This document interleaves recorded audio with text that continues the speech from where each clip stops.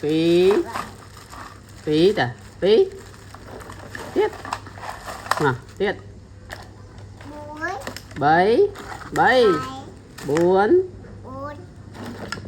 5. 6. Tiết, tiết. Phí. Hế ta. Sudah mah. Nah.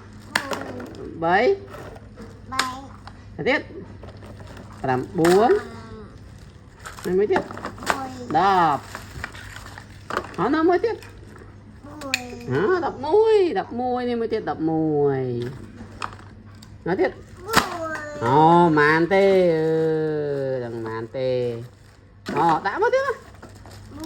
Bóp lên thử hai. Yeah. Tiết. Ồ, tiết. Nó tiết. Tiết. Ôi, khăn mà. Khăn. Nè. Ồ, khăn à. No, tiết. No. Tiết.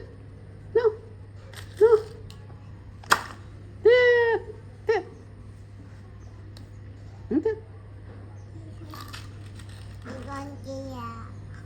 Ồ. Tiết.